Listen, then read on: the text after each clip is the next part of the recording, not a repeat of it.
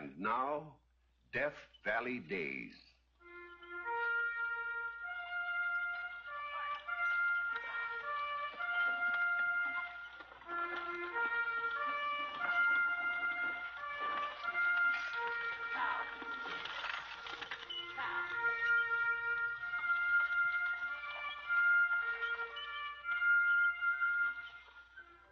Howdy, folks.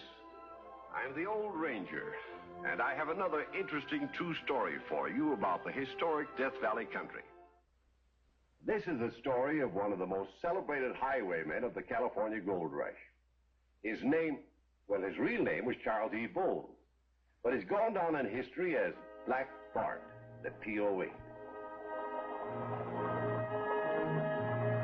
It is a late afternoon in the spring of 1875. The stage from Sonora to Milton is making its daily run.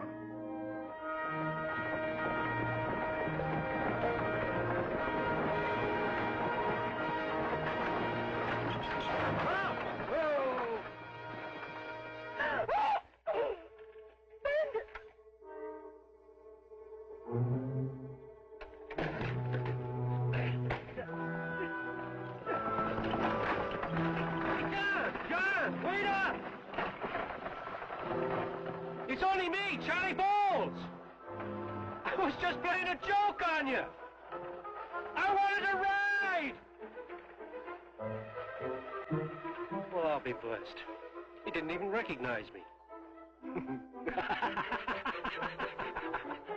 He thought I was a bona fide road agent with a real gun.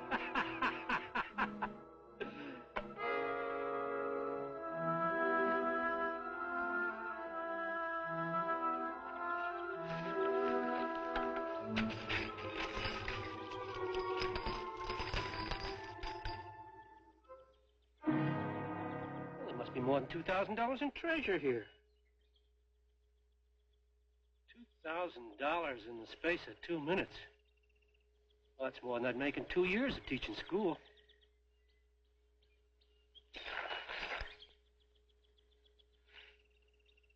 Something tells me I've been following the wrong profession. Time Professor Bowles gave up teaching the 3 R's for a 4th R. Robbery.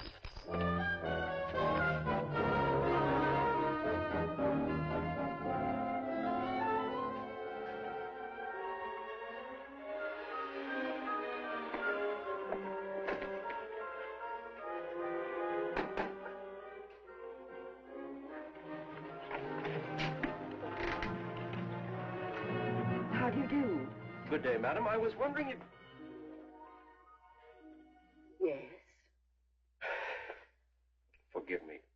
To be confronted by so attractive a lady has left me momentarily speechless. I'm looking for a place to live. I wonder if you could accommodate me. Won't you come in?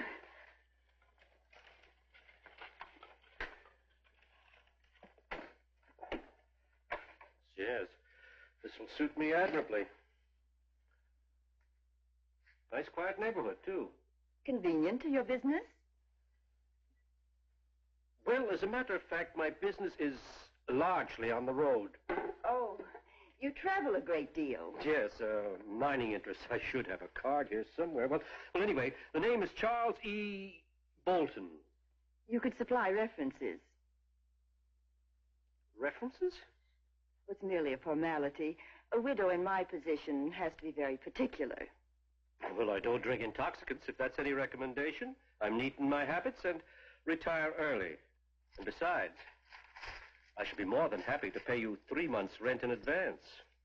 Why, Mr. Bolton, how very generous of you. I may consider myself in residence, then? Oh, how charmingly you express yourself. Express is my middle name. I see you have a sense of humor, too. Dear lady, if it weren't for my love of a practical joke, I'd never be where I am today. He's a perfect gentleman. The loveliest manners. How old would you say? 45-ish. Oh, a very suitable age. Suitable? Now, Cleo Lufkin, don't you start getting any romantic notions. Well, why not? He obviously has means. You really ought to be ashamed of yourself. The poor man's been here hardly long enough to unpack his valise. Well, you know the saying. Every Jill. Oh, Mr. Bolton. I hope you're finding everything comfortable. Quite, dear lady. Now, if you can recommend a good restaurant in the neighborhood? There's the Poodle Dog Cafe down on Montgomery Street. The food there is said to be excellent. Thank you.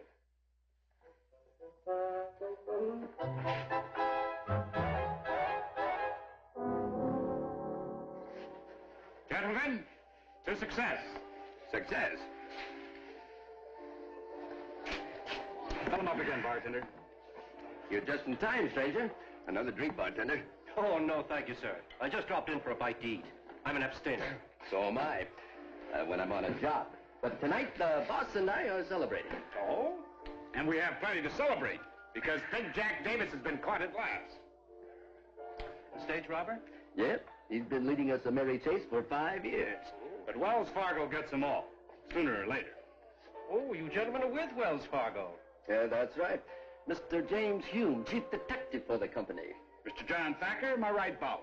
My name is Bolton, sir. Glad to know you. The pleasure is mine. Say, we're ready to eat, too. How about dining together, sir? I'd be honored, sir. Will you be seated, gentlemen?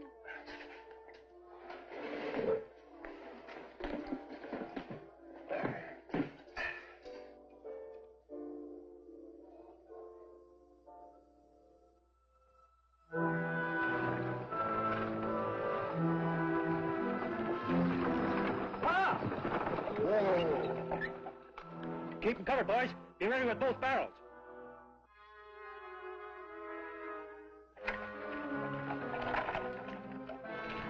Here's a box. Thank you, sir. Now your gun, too, if you please. Thank you. My men and I won't trouble your passengers. Kindly proceed. Get in. Get out.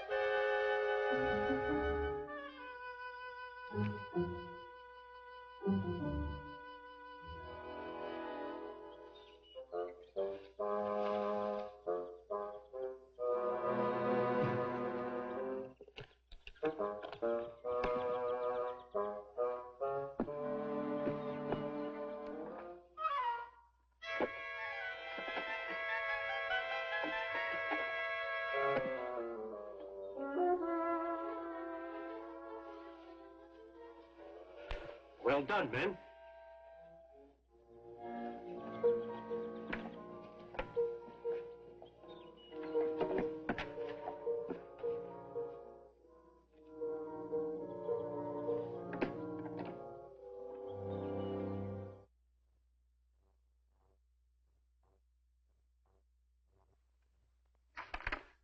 Now I lay me down to sleep, to wait the coming morrow.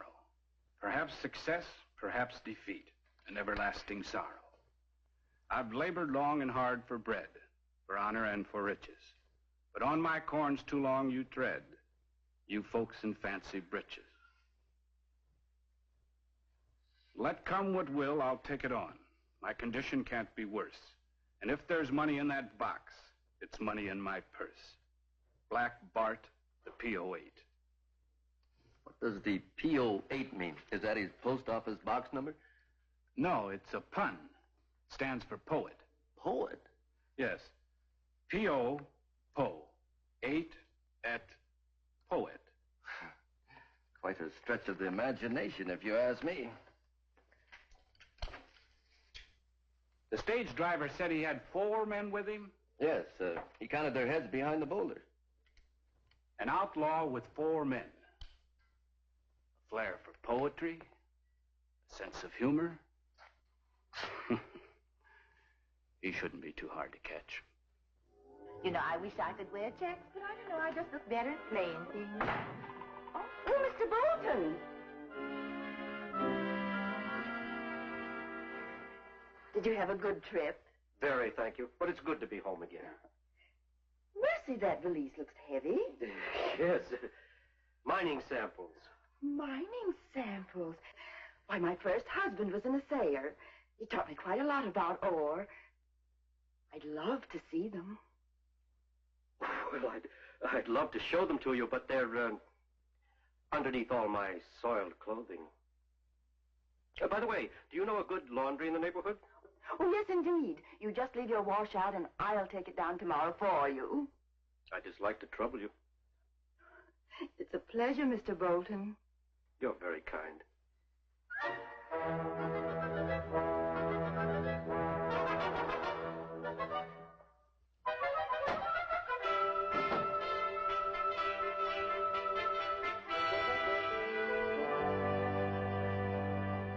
Good morning, Chang. Good morning. I have some wash here for one of my lodgers, Mr. Bolton. I want you to do a very good job on his linens. Chang all the time do a good job. I want this to be extra special. Mr. Bolton is a real gentleman. Me wash them clean. Come in 1 week. Thank you, Chang.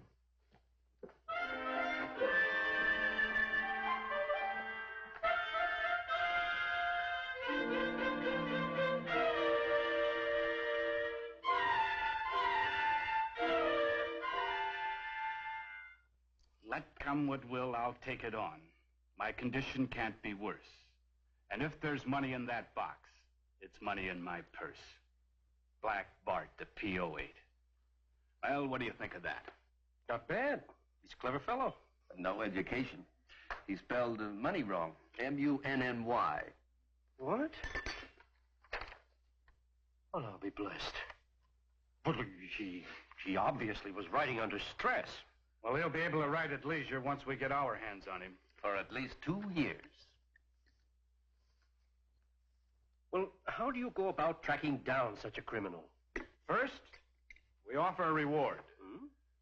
This notice will be posted all over the state. Oh.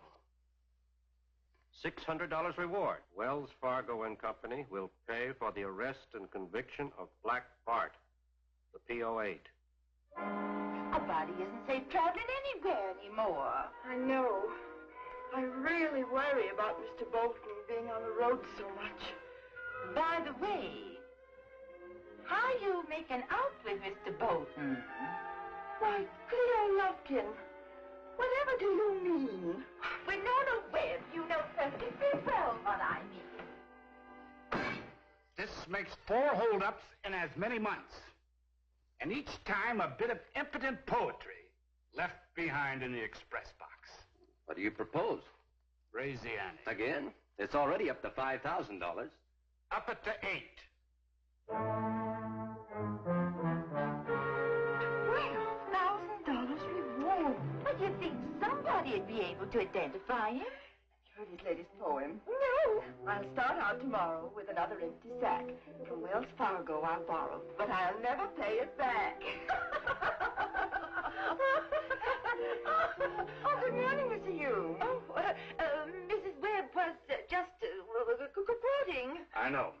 I have a complete collection of the poet's works. Where does this bandit hide out, Mr. Hume? He must have some place. The person that can answer that question, Mrs. Webb, will be $12,000 richer.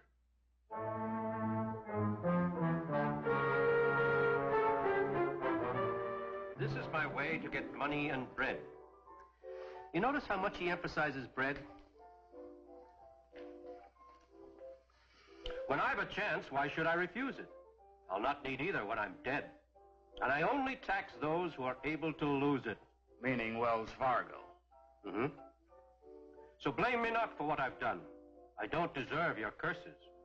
If for some cause I must be hung, let it be for my verses. His meter is terrible. But his timing is perfect. We're gradually piecing together a description of the man. Oh? He's at medium height. He weighs about 175 pounds. He's very polite. Doesn't drink any intoxicating liquors. But he's a great coffee addict. Well, he'd need some stimulant. Oh, waiter, will you please bring some more coffee?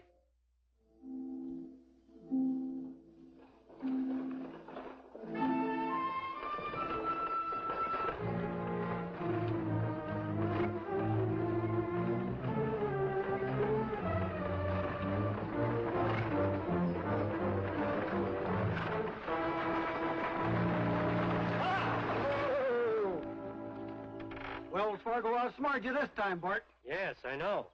The box is bolted onto the stage. So if you'll kindly unhitch your horses and lead them up the road a piece, I'll be able to work more expeditiously.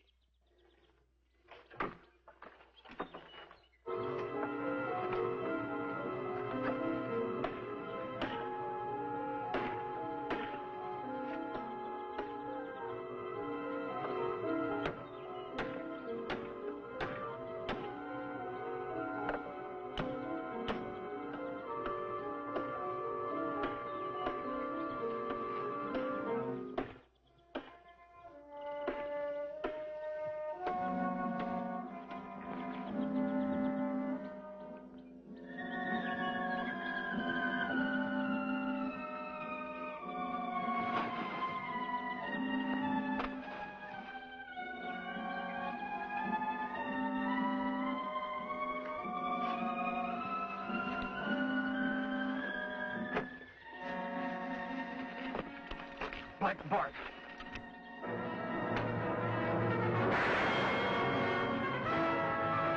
Let me have a try.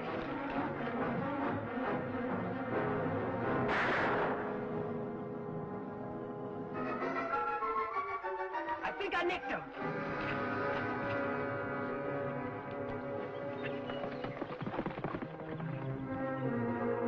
You winged him all right. There's blood on this cuff. Must have flipped it off when the bullet hit him. Laundry mark. FX07.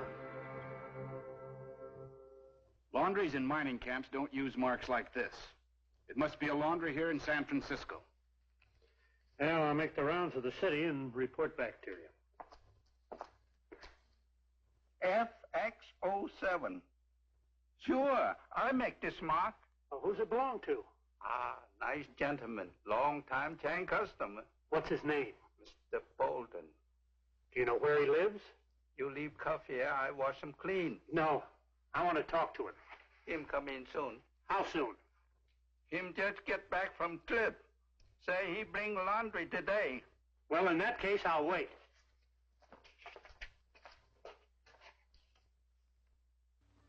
So you do as I say. It's the only way you'll ever land him. Oh, here he comes now. I'll run along.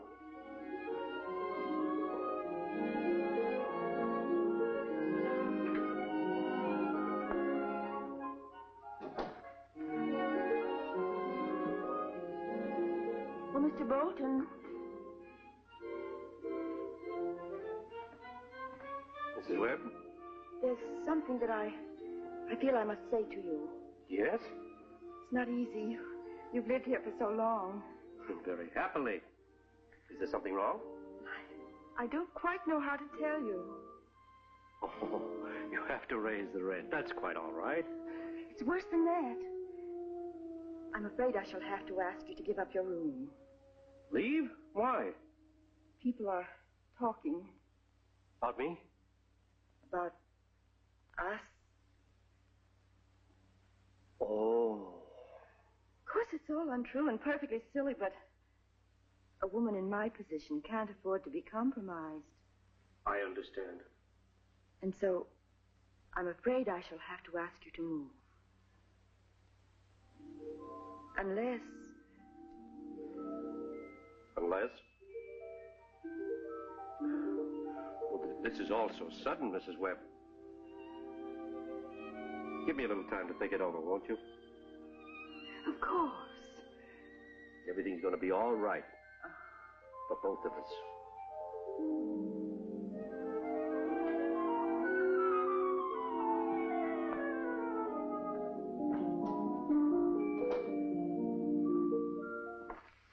Hello, Chang. Hello, Mr. Bolton.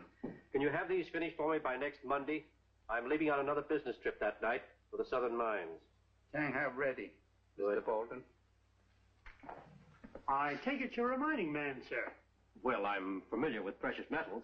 Well, I'm just back from Montana, where I ran across one of the most unusual deposits in all my experience. Oh? What was it? Well, I'm not sure. I brought back some samples. Would you be willing to take a look at them, sir? I? Well, my office is just up the street, and I'd really appreciate an expert opinion. Why, certainly, sir. You forget to tell about Cuff. Cuff? What was that, Chang? He was talking to me. Not too much starch in the cuffs, Chang. I like 'em soft. Oh. I hope you don't mind coming in the back door. Oh, certainly not. Gentlemen, this is Mr. C.E. Bolton. Bolt? Well, Mr. Hume, what are you doing here? This happens to be my office. You said you wanted me to look at some samples. I do. This, which you lost, I believe, on November 3rd over in Calaveras County. There is also a shotgun and some tools Mr. Hume has been keeping for you. A hammer and a chisel. You mean you or Black Bart? All you have to do is look at the laundry mark on his other cuff.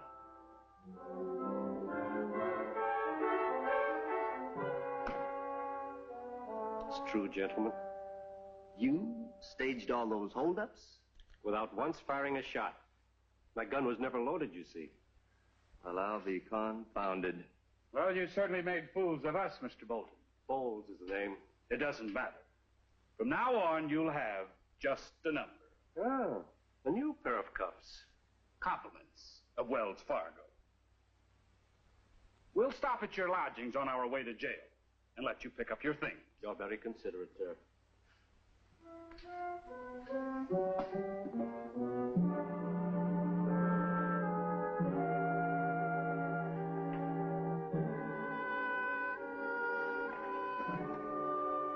Why, Mr. Bolton, you're packing. Yes, I'm leaving, Mrs. Webb, for good. Oh, no, you mustn't. I have no choice, dear lady. I didn't mean to drive you away. There's no hurry. Oh, I wouldn't dream of staying another moment under the circumstances. You make me feel perfectly terrible. It isn't your fault, dear lady. It's just the ways of society. I hope I'll see you again. There'll always be visiting days. Goodbye, Winona.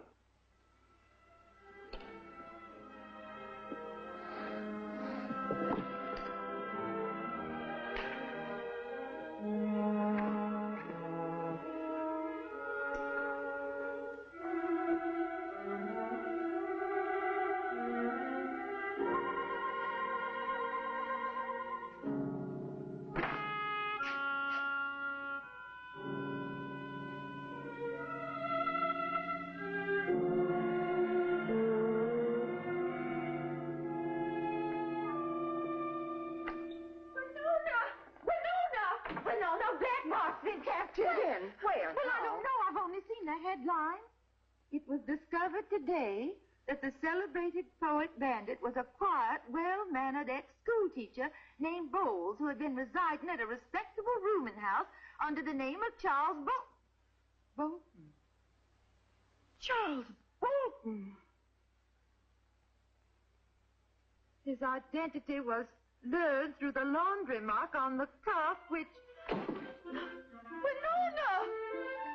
Winona!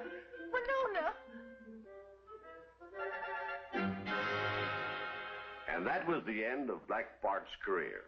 He served 6 years in San Quentin prison. and soon afterward disappeared forever. As for Mrs. Webb, I understand she did eventually marry again. And if I'm not mistaken, it was a Wells Fargo man.